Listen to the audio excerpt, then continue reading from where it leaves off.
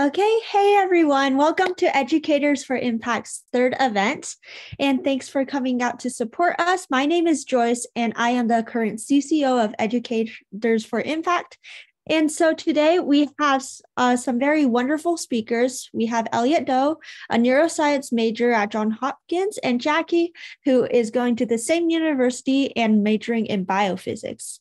They're going to talk about their experiences, qualifications, goals in high school and college, and anything you guys might be curious about. So during our Q&A, you guys are welcome to submit any questions.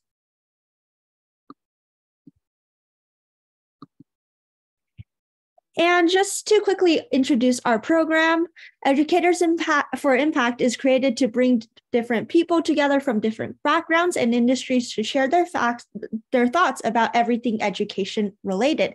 We believe passionately in the power of education to influence students, parents, and future educators. You can find more information about us at educatorsforimpact.org, our websites.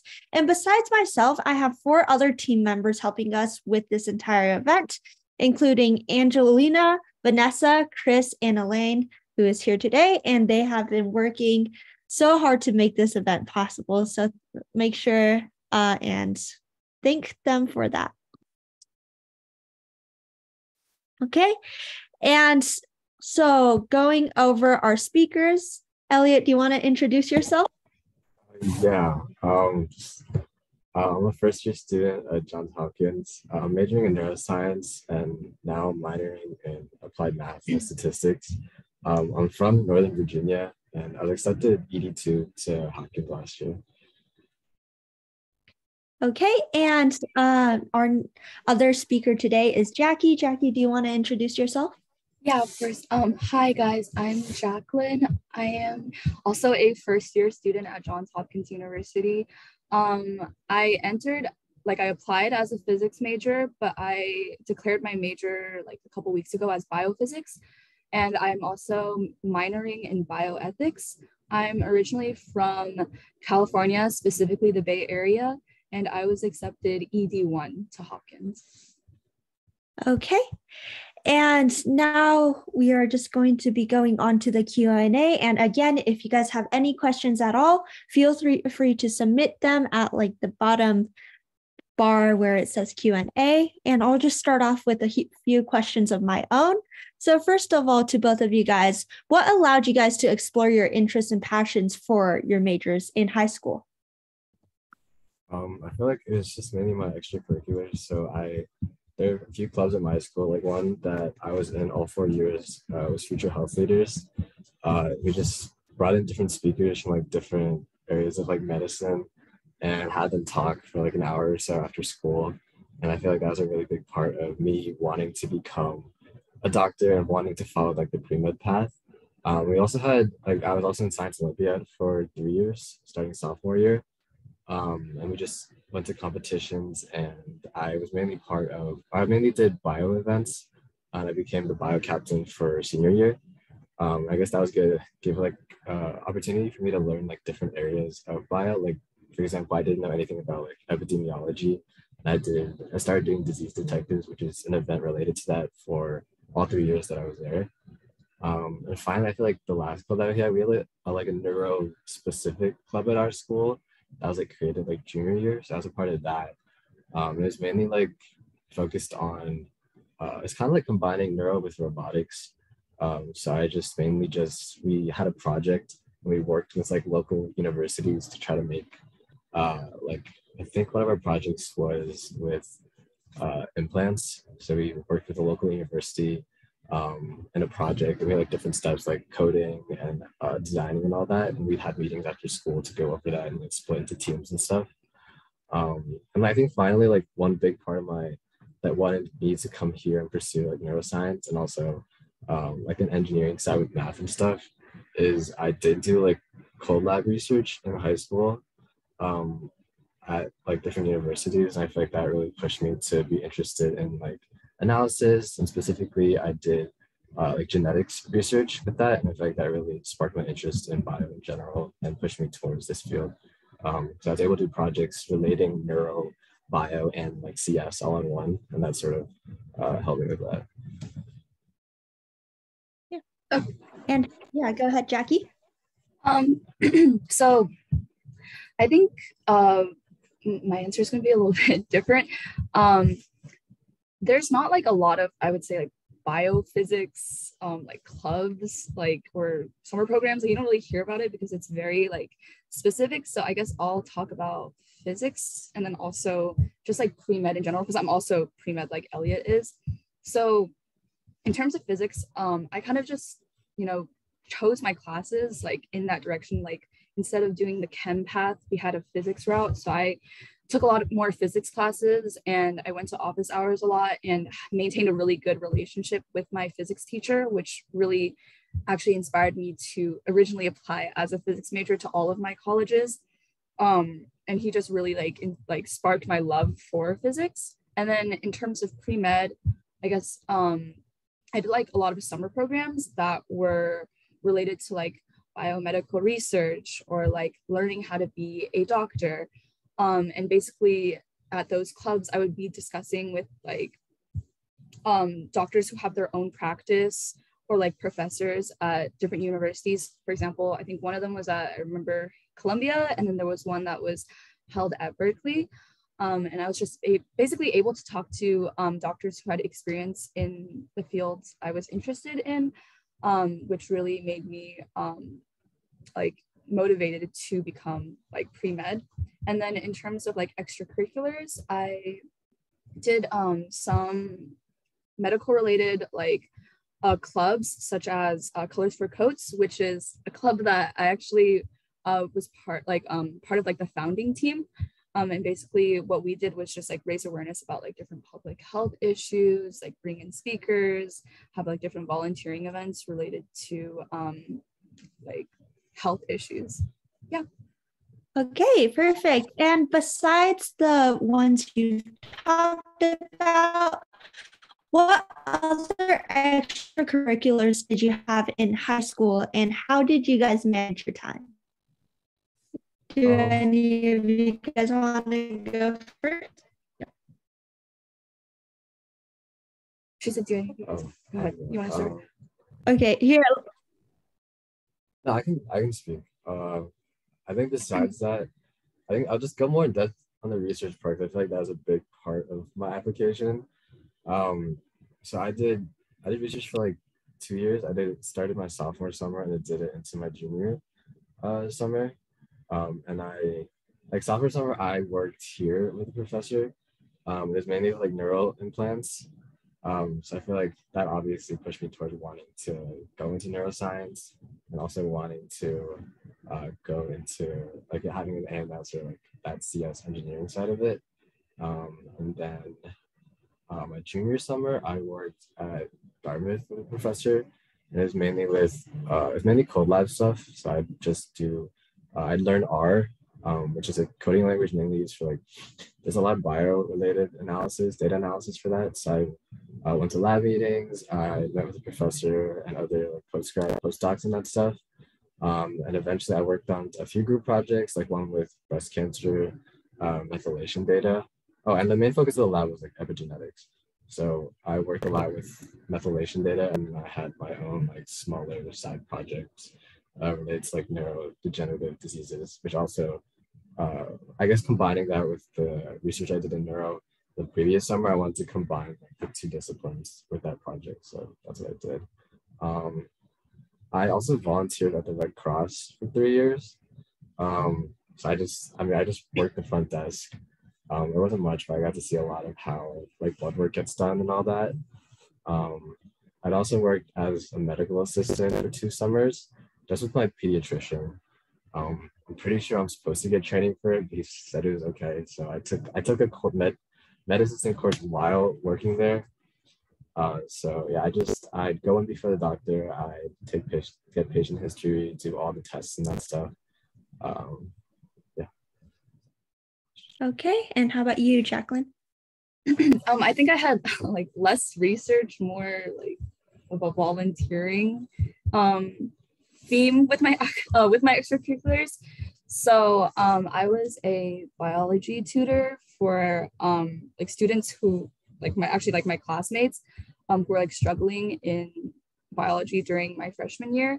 Basically I would just like create lesson plans and like also ask them, like do like hands-on like modeling with like molecules and stuff like that, and then just like ask them different questions to help them get practice outside of class and help them like improve their grades. I also did this one like youth organization called Go Waika, where basically we just did like a bunch of volunteering like at different, there's like a turkey trot, and there was like a book fundraiser, and there was like trash pickup, all that. It's just like different volunteering events, which really like helped me increase the amount of volunteering hours that I had, which allowed me to apply for the like President's Volunteer Service Award, I think 2 times in a row. Yeah, so I just had like hundreds of volunteer hours. And then I also was part of the archive at my high school. We had like a COVID-19 archive, which was basically trying to document like the students' experiences and the teachers and like just like the community and businesses around us, their experiences with like dealing with the pandemic, like stay at home, like remote learning, stuff like that. And yeah, it's like continued on as I've like, even though I've graduated, like it's still there. Like there's a new generation of like members who are working on it right now. And then I was also a teacher for students in Taiwan. I taught them English. I created like different lesson plans and just taught them like basic grammar, and also like led them in like different team bonding games. Like Elliott, I was also a Red Cross volunteer. I was a donor ambassador, which I think is the same thing. Yeah, it's what he said. You basically just like interact with the people who are there to donate their blood. Like you check them in, you help like clean up. Yeah, and it was really cool. Like Elliott said, I could see like how like they were drawing people's blood and like how they would make the volunteers, or not the volunteers, the donors like feel comfortable.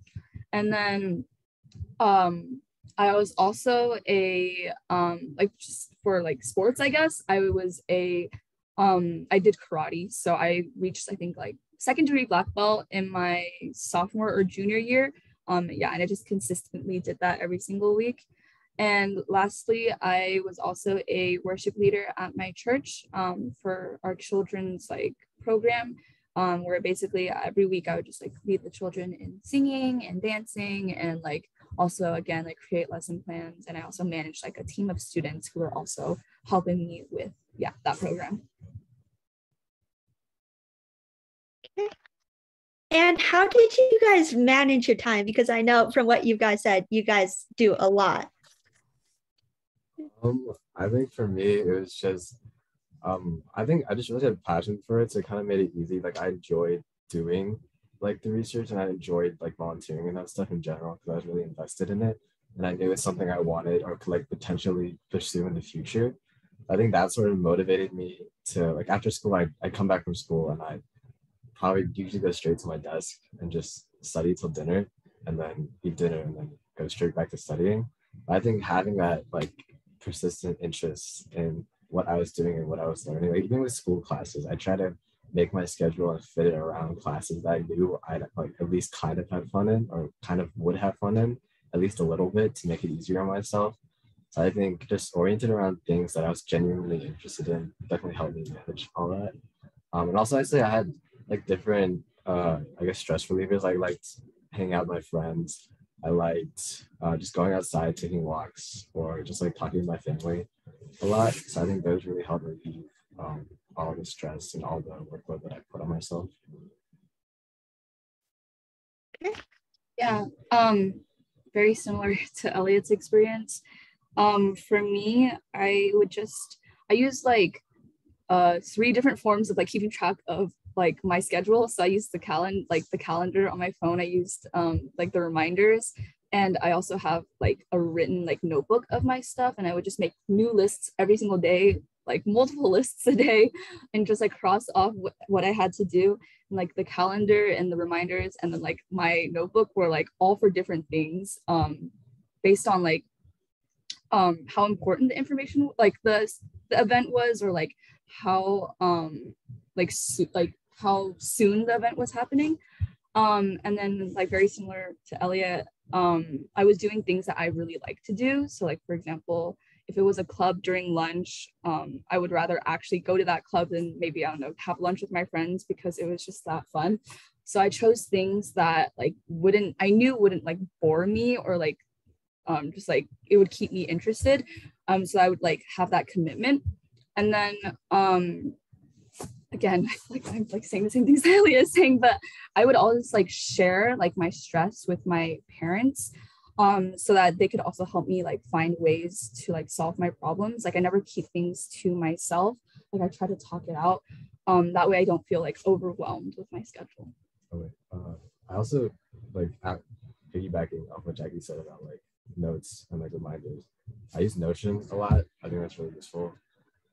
I put effort into like making my dashboard look pretty and aesthetic. So it makes me want to like cross things off and stuff. But I really recommend Notion. It's really nice. Okay, perfect. And let's transition over to Johns Hopkins College. So how did it feel like when you started college? What was the transition like? And was it difficult or easy to start integrating yourself into university culture? I think for me, it was definitely a little harder because I feel like the culture shift is a lot. Like my area is like Northern Virginia, so it is like kind of competitive, like school-wise, academic-wise. I feel like just having a lot more different people from different areas who grew up like differently, like all sort of converged in one place and trying to fit in or trying to find people that you like vibe with. I guess me coming in, I wanted to find people that I like connected with like 100%, which I know like coming like reflecting on that is the wrong way to approach it. Like they're not going to be people that you connect with 100%, obviously. But I really think that over time, I've found friends that I really like enjoy hanging out with. But initially, it was pretty difficult just because of how different I thought people were when I came in and how I wanted my friends and like the people that I surrounded myself to be like. And also just academically, I feel like at first classes, some of my classes first semester were not that bad, except physics. Like generally, I struggle a lot with physics, but I think that was the only sort of hard to hitting transition for like class that I had, mainly because like I guess the workload was different than the physics that I took in high school, and it was definitely more material than what I covered in high school. So I think that was mainly the only class that I had the most struggle like adapting to. Yeah, so I think in terms of academics, since I came from a high school in the Bay Area, like academics there are pretty, competitive and very stressful. So I think that actually really prepared me for college. So when I entered college, I think classes were like a little bit easier than I expected. So I really appreciate growing up in the area that I did. But in terms of like the social aspect, I think like Elliott said, like I've been surrounded by like the same people my entire life. I grew up in California my entire life. So meeting people from like different states and different countries, there's definitely a difference in like culture and just like I guess like the interests that we have. So it was kind of hard to make friends. Like obviously I'm sure we both were like trying to reach out to a lot of people. Like orientation week, like I'm sure Elliott knows, it's just like everyone's just like, hi, what's your name, like what's your major, and like let's exchange socials. But what was really hard for me was realizing that like people might say, oh, like like let's hang out sometime, or like you're gonna meet so many people, but like none, like not none, but like a lot of those first interactions, like you're just like never gonna talk to those people like again. And it's like a lot of trial and error, to be honest, because everyone's like looking for people that they click with, and you might not be that person for someone, and someone might not be that person for you, and like that's totally fine. But I've also been very lucky to have met the people that I surround myself with now. And one more thing, I guess, that was kind of hard with my transition was just like the amount of free time that I have now. Because in high school, I don't know, like I feel like I was so much more busy in high school in terms of like classes, because classes were way longer. And then I guess the amount of homework was also a lot more. But then here, like there's so much free time like in the evenings and in the afternoons, like, and it feels like sometimes that I'm wasting my time by like, I don't know, taking a nap or hanging out with friends. But I think you have to find a balance, and like extracurriculars at this school, and also, you know, like taking time for yourself, and being able to appreciate like the amount of time that you like have to yourself. Yeah. Okay, perfect. And what else? So let's talk about your application process and everything. First of all, why did you guys choose Johns Hopkins, and what were like main factors that influenced you to go? It was really because I knew I wanted to major in neuroscience. I know Hopkins had a strong program with that. And also just because of like the pre-med opportunities that I had access to. Like I knew one of my friends in high school, his cousin goes here, he's a junior.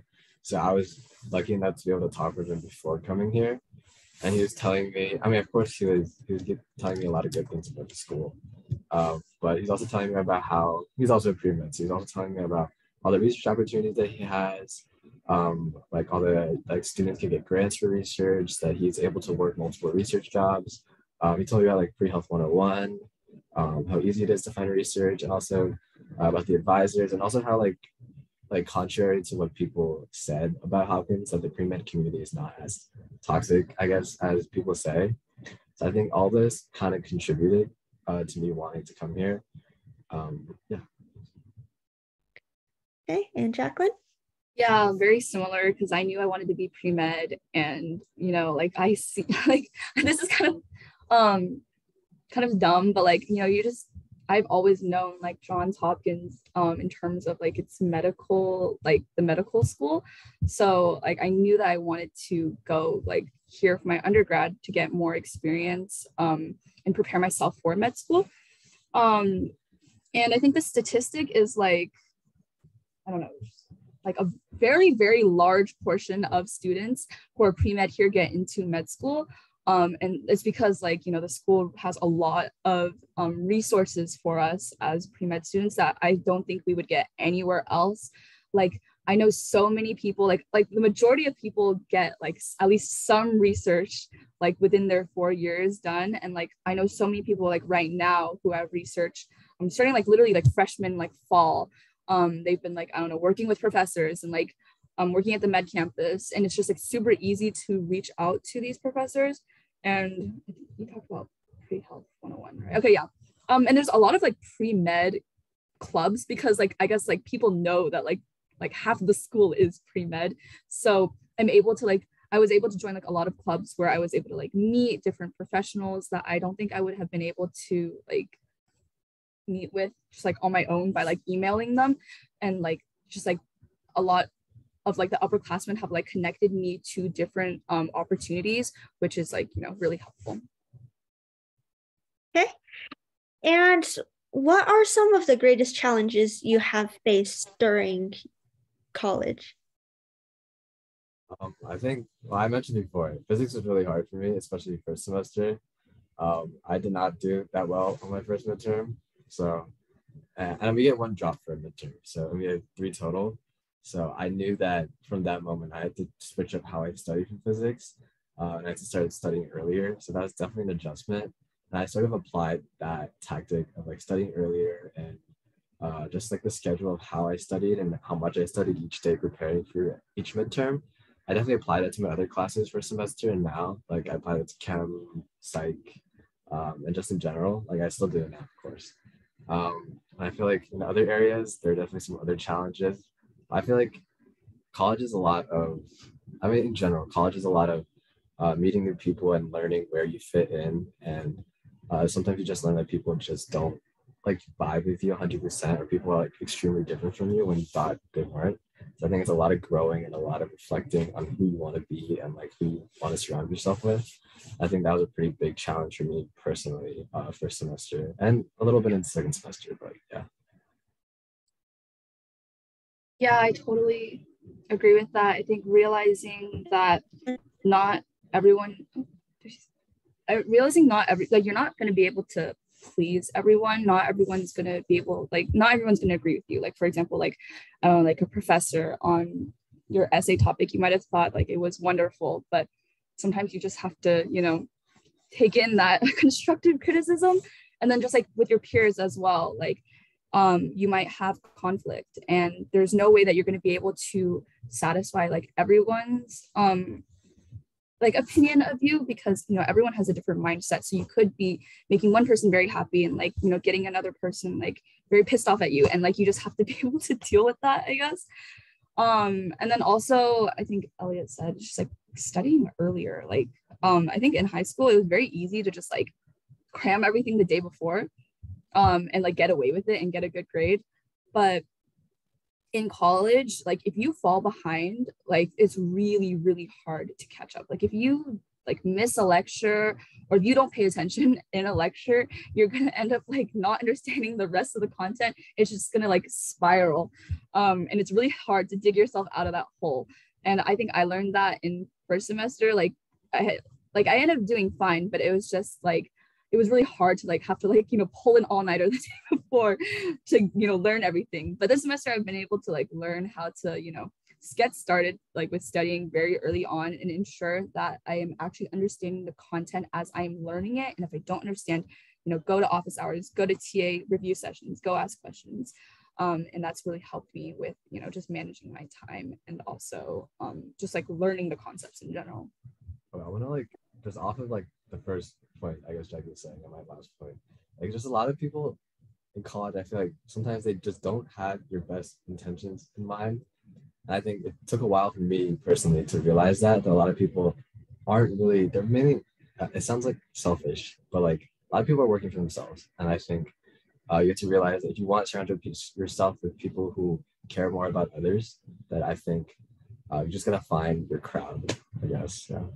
Yeah, and also like you need to learn how to like be able to be alone, like spend time with yourself. Like in college, you're not going to be surrounded by your friends all the time. Like I hang out with my friends less than I did in high school. But you need to be able to find a balance, because if you're just relying on other people all the time, like that's not sustainable, because everyone has like their own things that they need to deal with. Like everyone here is extremely busy. So sometimes you just need to be able to appreciate your alone time and like find peace with being, like just your individual self. And speaking about being alone, you guys probably moved into the dorms and everything. How is that like? I think dorm life for me is nice. So for Hopkins first year, they changed our roommate policy, so all of ours are random this year for the first time. So I feel like a lot of my friends here have really nice roommates. I like my roommate mostly. There's just a few things that I would change, but overall, I feel like dorm life is nice. I don't really study that much in here, partly because of my roommate, but mainly because I think I do study like better in the library. But I don't think I can speak that much to dorm life just because I don't spend that much time in my dorm. I'm mainly like in the library or in class, or like hanging out in one of my common rooms or with one of my friends in their dorm. Yeah, my dorm is just for sleeping. Sometimes eating. Yeah, I think I have a different experience from Elliott. He lives in a different building. Like each building has its like own unique aspect to it. He lives in AMR 3. It's a little bit more quiet. It's like a suite style. So you have your own bathroom, which is probably really nice. But I live in AMR 2, and it's extremely social. And you have communal bathrooms, and like there's people screaming in the hallways at like 4 a.m. But I love it so much. Like you meet like a lot of new people. Like you know everyone like in your hall and like the halls around you, and like everyone is just like really friendly with each other. And then in terms of like my own like dorm with my roommate, like I think we coexist together like very well. She's extremely messy. But like I don't really get mad at her. Like I like it like very, very clean, but she respects my space in the sense that her messiness is only one half of the room. She doesn't cross the line. So you really need to have like communication with your roommate.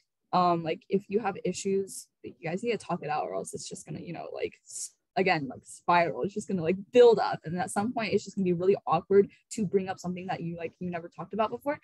And I'm a little bit different from Elliott. I like studying in the room. I feel like I focus the most in the room. But depending on what I'm doing. So like if I'm studying for midterm, I will like stay at my desk, and like I really like to focus because there's no one around me. But then if I'm like doing homework, I'll also go to the library. And that's why I really like this school, because the campus is so small. You don't have to walk like 30 minutes. Like I know like some other schools have to walk a really, really far distance to get to their library just to study. We literally have to walk like 4 minutes and we're there. So yeah, I really love the dorm life here. That's great. And how about your day-to-day life? What do you do on like the weekends out of class, and what's the balance between academics and social life? I feel like weekday, I do the same thing. I wake up, go to class, usually take a nap after class. I go to the library, I study, I eat, and I study again, and I go to sleep. That's like weekday. Weekends, I feel like are a little different. Like Friday nights, I usually hang out and talk with my friends. And then Saturday, I usually go to the library again, and also just mainly try to hang out with my friends as much as possible. I feel like first semester, I went out more in terms of like going out to like parties and stuff, which I think I found that I'm not really that big of a party guy after first semester. I'm more of a like stay in and talk with my friends for a few hours and that kind of stuff. In terms of like what I do on Saturday, um, I wake up early. I think it's all about like relieving the stress that I get personally from school and like the workload, which I think I have been getting better at since coming here. I like to journal, which I don't think is that big for a lot of people, but a lot of people here. But I do journal. Like I try to wake up early and do that and read. Sometimes it just clears my mind in the morning before like I start my day. Yeah. Yeah. I don't know if like everyone knows, but Johns Hopkins is in Baltimore, Maryland, which Baltimore is known to be kind of like a very dangerous area. So most of the students don't really leave campus, at least like not like more than 2 or 3 blocks away from campus. And there's like not that much to do around here, if I'm being like completely honest. So like most of the time we just like stay within campus, but on campus outside of class, like Elliott, I need to catch up on my sleep usually, so I take naps. I go on walks around campus, like either like very, very late at night or just like, I don't know, throughout the day, because the campus is very beautiful. I also so I live in this like building called AMR2, and we have a music room, and basically it has like pianos inside. So sometimes I go there and just like shut myself in there and play piano, because that was one of my extracurriculars. I forgot to say it, but yeah, I used to play piano in high school. And then I also hang out with my friends. I'm not a party person. I have not been to a party here before. I don't know, it just like does not interest me. So we usually just hang out and talk. But like the majority of my days, or like the time outside of class, is still just studying. But I actually find comfort in it. I think being able to study with friends is like, it can actually be really fun. And you get like a sense of like you're being like very productive that day. And then most of my weeks also consist of like office hours on certain days. So I like have set times for when I will go to office hours, and usually I just go there, like ask questions about homework or like content, but also I can like hold a conversation with my teachers about like stuff outside of the class, which I really like about this school. It's because like the school is so small, you're able to make like genuine connections with your teachers. And then I also have like club meetings in the evenings or sometimes in the mornings, which means that I have like volunteering throughout the week as well. Yeah. And talking about like Baltimore and the Johns Hopkins area, someone has asked about how the area around Johns Hopkins being not safe. So did you have any like personal experiences about that? What's like the campus safety like, and what measures do they put up? We have like security guards like at certain areas on campus, and we have like these button lights thing around campus where you press it and a security guard will supposedly escort you to where you want to go. I don't think I've ever seen anybody use it. But like the area immediately surrounding campus is not that bad. There are like there's just a bunch of restaurants that are pretty decent mostly, and it's generally pretty safe. But if you go beyond that, it is a little bit dangerous. Like I know like during first semester, me and some of my friends were going out, and then there's this lady that grabbed us, so we started running. And there have been like a few times where you just have to like walk really fast past a certain group of people, or like a certain person that is acting like a little strange. But other than that, I don't think I've had much run-ins with like Baltimore being like it's definitely not as bad as people say it is. Yeah. I'm taking a class right now called The City That Writes, and basically we like learn about Baltimore history and about like Baltimore artists and like just like Baltimore culture. And I think after taking this class, I realized that there's like definitely a lot of unhealthy stereotypes about Baltimore and like just like the Baltimore like the city residents. And I don't know if like people know like about this term, but like we call like Hopkins like the Hopkins bubble, because we actually live in like the campus is actually in like a very nice area as opposed to the rest of Baltimore.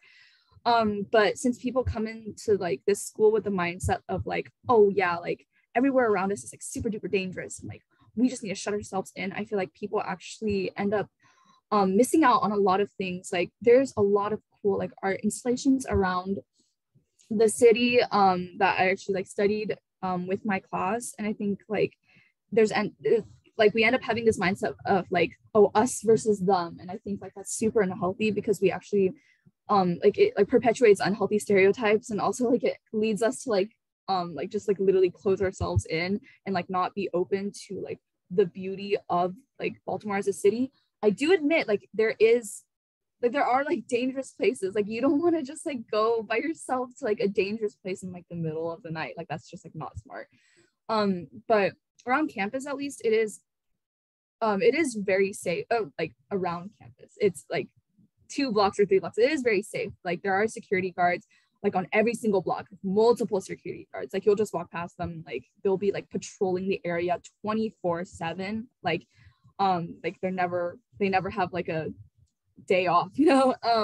And then like to get into our dorms, like there's also like, you know, security, like what are those called, turnstiles. So like everywhere you need to have your card to like scan it in. So like I think it's, you know, it's pretty safe. And like there's you can still like explore the city. Like you don't need to like you know be so scared to just like not leave.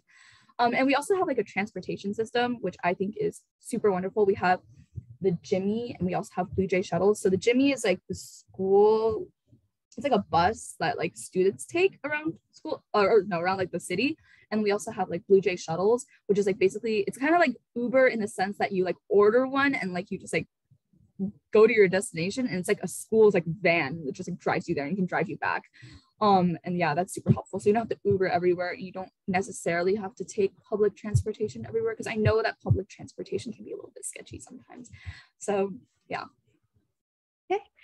And are there any opportunities on campus or like from the university to gain work or internship experience during the school year or during the summer? I feel like for me, I started fall semester. I work at the med campus in a dermatology lab. So I feel like, as I said before, as Jackie said before, research opportunities here are really easy to come by. Like I know I got mine through a website called Forger One. I applied in August, I think, to get it. And I went in for my first day September. But yeah, Forger One is a great resource to have. You can also cold email professors that you're interested in. Just tell them your name, what major, what year, why you're interested in their research, and like attach your resume or something like that. And that's basically what Forger One does. It lists professors and projects that you can potentially work on, and you can apply through there. And I feel like in terms of other opportunities, we have like different websites. I think they have like Smile. Yeah, and we have Our. Oh, Our, yeah. Yeah. Like, different websites where you can, like the university lists like job opportunities like on campus, or like other companies wanting like Hopkins students or in general. You can apply through there. I can speak to my own like personal experience at the med campus. I think our lab is kind of understaffed, like undergrad wise. So for semester, I got a really big opportunity to learn a lot of like wet lab skills under the postdoc that I work under. So yeah, I think I was the only undergrad that came in Thursday and Fridays. So I got to do a lot of like cell staining, imaging, cross sectioning, and like making slides, data analysis, all that. Definitely learned more than I think an average person would learn in the first semester, just because we were kind of understaffed. The second semester, more of the undergrads sort of lined up with my schedule on Thursday and Fridays, and some of them came back. So overall, I think the lab environment I guess I can't speak to other labs, but in my lab is really like friendly, easygoing, which I really like. Like, and I'm friends with my lab manager. I'm friends with a lot of guys in the lab, so I can have conversations with them. It's not just all work, and learn this, and then you leave. Like, I can have good conversations with the postdocs and the grad students, and also the other undergrads. And I feel like it's a great way to form connections through there. Yeah.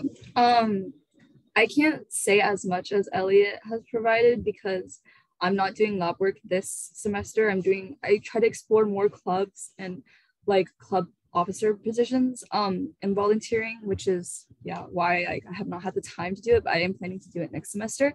But I also have like heard from my friends obviously about like the different labs that they are part of. So I have a friend who, like, all my friends literally just like emailed the professor, like just like a random professor they've never met before, and like they just got accepted. And it's like really, really easy. It really is. Like, it's not that scary. And now like they do like, I think there's like a protein like synthesis, some sort of thing. Like he just goes in like every single day and just like, just like spends his time in the lab. And it's like super like low stress.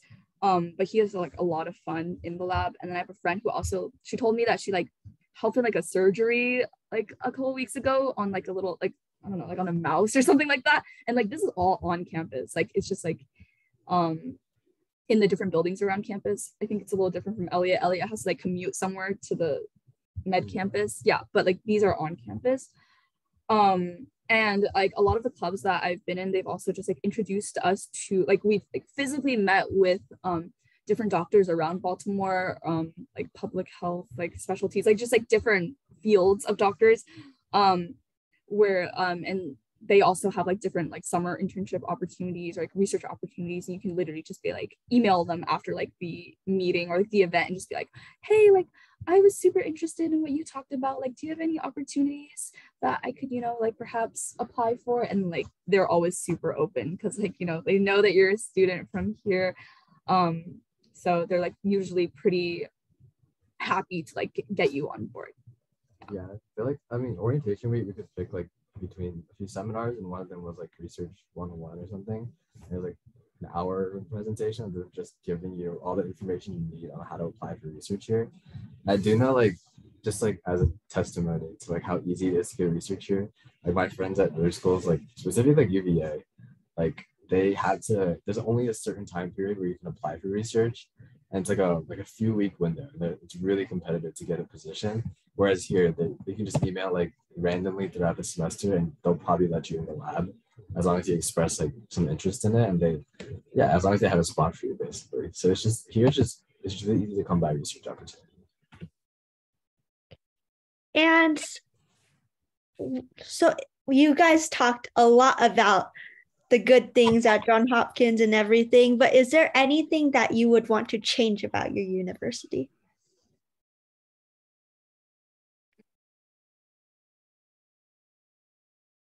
I do think like one thing that I would change is just like everyone is so like academically oriented, and I love that. Like that's why I came here, because I was like, I need to be motivated to study. I can't be partying all the time. But sometimes I think like people get a little too into it. Like there's a lot of people in the library on Friday nights, and like I mean, there's nothing wrong with studying. Like, there's nothing wrong with working hard, but I think like they end up missing out on like a social aspect, and also just like I said before, they never explore Baltimore. Like, we are here for 4 years of our life. Like, we're literally living here, and like it would kind of be like disrespectful almost to like not like at least explore and like try to understand the space around us. So yeah, I think that's one thing I would change. I guess this is speaking to like a previous question. Baltimore is honestly, there's a lot of things that go. Like there's a farmers market every Saturday, right? And then they host like they're like these street markets where like different like vendors, local vendors have food and like events, and like they sell their clothes and like their merch and stuff, which is honestly really cool. Like you just have to look for those opportunities. Also, you don't have to look that far. Like if you have Instagram or like any social media, like Hopkins accounts will be constantly posting these, and they're really fun to go to. I went to a few like in the beginning of the year. I guess one thing I'd change, I think it's the same as Jackie. Like just some of the people are just I guess some people are a little entitled, like both academically and I guess like social status wise. So I changed. I can't really change that personally. But yeah, I think that's one part that I would just don't like that much about Hopkins. But Yeah, I think it can get a little, just a tad toxic sometimes. Like not everyone is toxic, but there are definitely people who like I think Elliott said before, do not have your best interest in mind. Like they just want to get ahead of everyone. So I guess you just have to be wary of that. Like some people just like they put their academics above, like, I don't know, the way they treat other people and just like the well-being of others. And like everyone has their own priorities, but just like me personally, I don't think that's the nicest mindset. Yeah.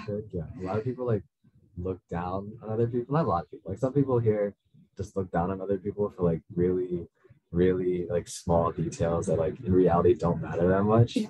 But like I said, it's all about like finding your own crowd and like finding the people that like you really connect with and have similar values as you. And there are a lot of people like that here too. So yeah, definitely. And just overall, if you guys can give your high school self a word of advice, what would it be? Oh, I mean, I know what mine would be. Oh, mine would be like do more clubs. I was actually very insecure about like my extracurricular activities.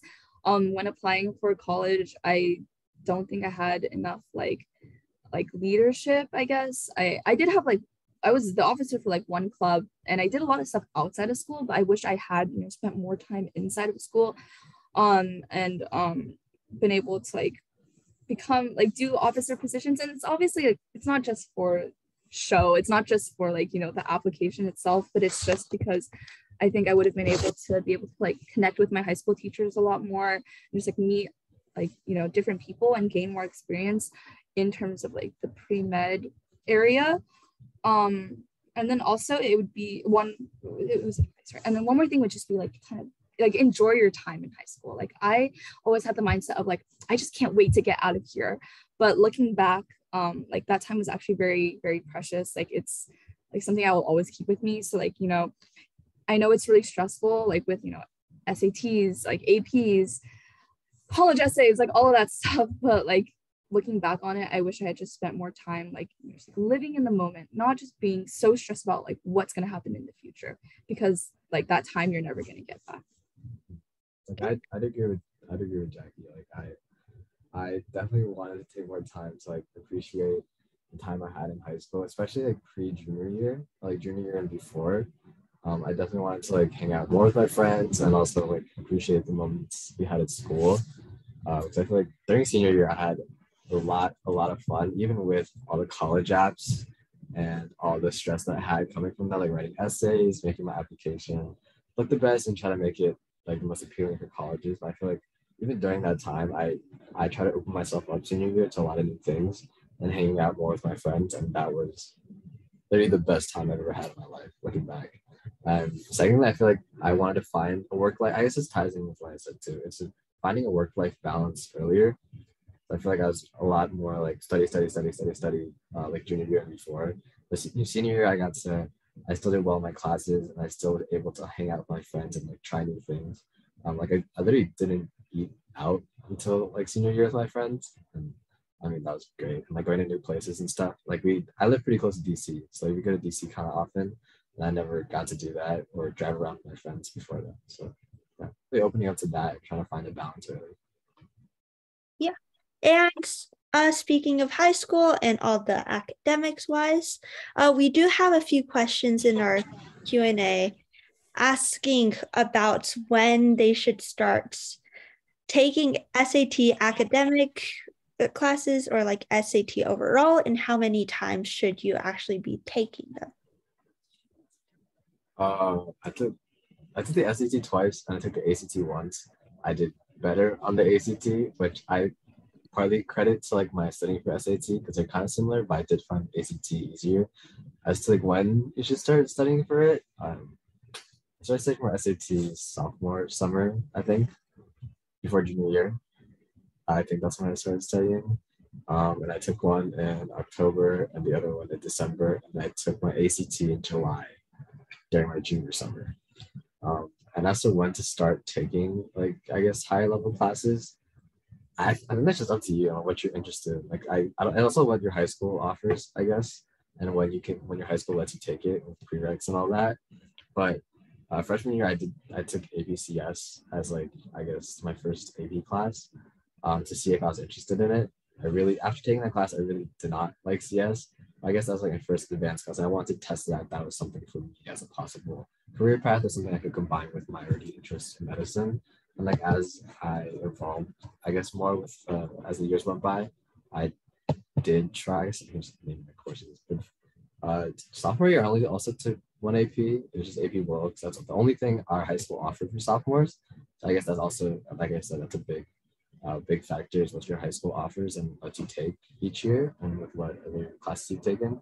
And then junior year, I took 6, and then all of those classes that I was like genuinely interested in. If there's not, if I hated an AP class, like I would drop it because it's like genuinely it's a lot of work. It's harder content. If I didn't enjoy it, like at least part of the moment, I would hate it. Senior year, I did basically the same as junior.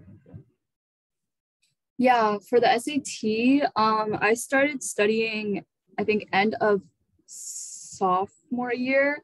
Like I started studying, and then like I really like focused on studying summer before junior year, like Elliott did. And what I did was I took classes that like basically provided like mock tests, and you just do like a bunch of mock tests like every single week, and then just like grade it, and like teacher would like discuss what you got wrong. And then I also did like self-studying with like SAT workbooks. I think everyone does that. And I took the SAT once. I was pretty satisfied with my score. I got a 1550. So I was just like, like one and done. Like I just don't want to do this anymore. Like I'm gonna be honest, I think like a good rule of thumb would just be like if you just take it once and like you get above a 1500 or something like that. I mean, it's different for everyone. Like I would be like pretty content with my score. That was the mindset I had. I was like, as long as it's above a 1500, like I'll be okay. And then in terms of APs, like Elliott said, it's different for every single school. So like you can't really like put a number on how many APs you should take. Like the amount of APs that were offered at my school are like pretty limited compared to like other people that I know. And we weren't allowed to take APs like freshman year and like very limited in sophomore year as well. Like I think the only one that we had when I was in high school was APCS, and like not everyone wants to do CS. So like I didn't take any APs freshman and sophomore year because I just was not allowed to. But then junior and senior year, I just like took as many APs as I could, like in every single subject. If there was an AP, I just took it because I don't know, like it was okay. Like it's not that bad. Like yeah, it requires like definitely more time, but like if you think you can handle it, like totally go for it. Like don't underestimate yourself. But like also I talked with the teachers beforehand before I took the classes to like get a good sense of whether or not I was fit for the class. So yeah. And then oh no, I think that was it. Sorry, yeah. That's also, it. I guess for SAT, I use the books and I also use Reddit. Reddit has a lot of nice practice tests. It's kind of embarrassing to say, but yeah, Reddit has a lot of like old practice tests that you can use and then the answer key, of course. I did a lot of those. So that's a good resource. Okay. And also from the Q&A, someone is asking what you guys would suggest for rising 10th graders for their summer activities. And I'm thinking that they're talking about STEM-related ones mostly, and that are still open to apply for. So it's what we're in the month of April right now. So I think most of my summer programs I started applying like over Christmas, like the Christmas before summer. But actually my sister Elaine, who's helping with this right now, she actually just like finished applying. She already applied to one and she got she already applied to certain like summer programs and she got in, but she wanted to do a little bit more. So she actually just applied, I think, for a Stanford one a week ago. So like there's definitely ones that are still open. Like you just need to like look it up. But if there aren't like, like university summer programs being offered anymore, because I think it is like a little bit later, there's definitely volunteering. Like there's so much volunteering, like at least in my area. Like you can literally just like look at like volunteering events near me, and like even though it might not be like, you know, like a university name like attached to it, like there is a lot of merit in just like, you know, like taking your time to go help other people. Like that's what I did. Like I just like accumulated a bunch of volunteer hours and then ended up applying for like this award. So like there's nothing wrong with like, you know, just like working locally, like within your community. Like there's always opportunities. But I guess with STEM, like you could always do like tutoring for like related to your like your major, like your STEM major. But in terms of summer programs, there might not be that many, but you can still look. You can obviously still try. Like I'm sure there's still some open. And like research, I'm pretty sure you can just like cold email, which means like you just email like randomly without like ever like meeting the person, and just like emailing like not even hundreds, sorry, just like emailing a lot, and like hopefully you'll get like a response back. Yeah. I mean, like cold emailing as a high school is kind of hard. Like I think I actually emailed 100 people, but I got like 5 replies, so it's not. Oh, wait, can you guys hear us? Okay, yeah. Okay, because we don't have AirPods in, so I don't know why that would happen, but okay. Oh, cold email. Yeah. Yeah, I'm pretty sure I emailed 100 and I got like 5 responses. Because it's generally harder for high school because they know like you have less experience. Especially for my first time like emailing, I was like, they definitely looked at me. I was like, this is a high school. Like, what's he gonna provide to our lab? But like few people would give you a shot, and usually if they do reply, they give you like a task to like do. Especially if I get CS related, they give you something like analyze this. So that's how I did for cold emailing. And I think you also do like shadowing if you're like going into like, you know, like the pre-med track, like you just email like doctors in your area. Like you could literally like email your own, like, I don't know, like your pediatrician literally, or you're like optometrist or like your dentist or something like that. And just like, oh yeah, like, do you know anyone who's like looking, like if you could ask around, like if these are like people that you've known for a very long time. So like just don't be afraid to ask. There's nothing wrong. Like even if you like get a no, like no hard feelings, you know, like it just never hurts to try. I feel like for research programs, like I applied to a few this year. It's all like, I guess, winter break, Thanksgiving break kind of work. I guess general components, just cover letter, resume, all that, course load, recs. It's also important to get close to your teachers for college too. But yeah, research programs for the summer, I'd say generally around that area. Like I know a few like local programs to my area, just like local universities and stuff. But yeah, if you can search up, you can. I know one of our local programs is still open for applications. So you can just look at local colleges and they might have a research program. And also, like Jackie said, volunteering is always open. Like as long as like we both worked at Red Cross, as long as there's spaces open, they'll take you. Exactly. Yeah. Oh, and one more thing I did was like the summer before 10th grade, which is I think what the question was. I did a summer program, but I also got rejected from a summer program. So I was a little bit stressed. I was like, oh my gosh, like what am I gonna do? Like I have like this gap in my summer. But what I did was I actually went to like the local community college in my area, and I just took classes because I realized that I was going to be missing, like I just didn't have enough like years or time to end up like to take AP bio. So I just ended up taking bio and, you know, like getting like the college credits for that course. So yeah, like you can always find ways to spend your time. Like there's nothing wrong with taking a class over the summer. Like the colleges will see that and be like, oh, like they're very like invested in their, you know, academic journey. So there's a lot of different ways you could spend your time. I mean, it's good if you're asking for like freshman summer, because I don't know if you guys know this, but like most of my activities started like sophomore year. Like I did not do that much freshman year. Like I honestly didn't care that much about school freshman year. Like I really just started trying sophomore year.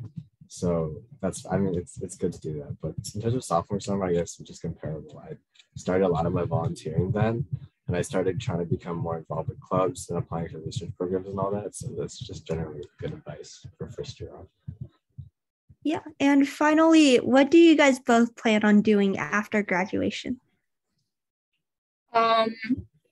Most people here take a gap year before medical school to get work experience. Like I think every single senior that I know that's graduating this year is taking a gap year, and they're going to be like either going home to like work or like staying here to work on the med campus, to work like with like as an assistant at like hospitals or like for different like people with private practices.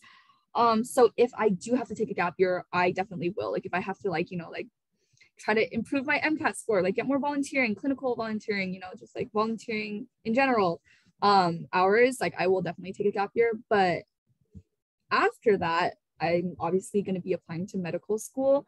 I'm hoping to come back, like go back to California for medical school because I definitely miss home. It's nice to be closer to my family. And what I like, the specific career I want to go to in the medical field is optometry. Like I have a personal story for that. It's just because I have issues with my eyes. And I was introduced to like very interesting like technology that like that was used for my surgery for my eyes, and like that got me really, really interested. Yeah, which is why I want to go down that path.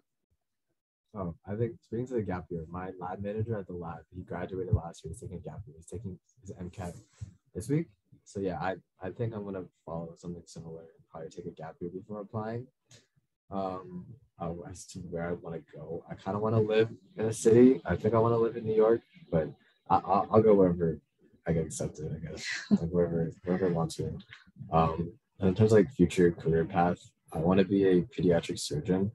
Mainly, I wanted to be a neurosurgeon for like most of my life, I guess until senior year, just because I tutored kids. I guess I didn't mention that, but I tutored kids for a year and a half or so, and I really liked it. I just like interacting with kids. They're just really fun, a lot of energy. So I like working with them. So I wanted, and I know I want to be a surgeon, have a lot of hands-on experience with that. So Okay, perfect. And I think that would be the end of our Q&A panel. And just quickly going over about our team overall. We are looking for volunteers to join us in just doing events such as this. And you can just find these opportunities and ways to apply in our website. And it's under our tab that's called Join Us. So yeah, we have the website down here. And yep, I would like to thank you guys all for coming out and supporting us again. And I want to give a special thanks to both Elliott and Jacquelyn for just this insightful seminar and giving us more information that helps us with college applications and knowing what to apply to. And I hope everyone has a great rest of their day and hope to see you guys again for our next event. So we'll see you. Bye. Thank you.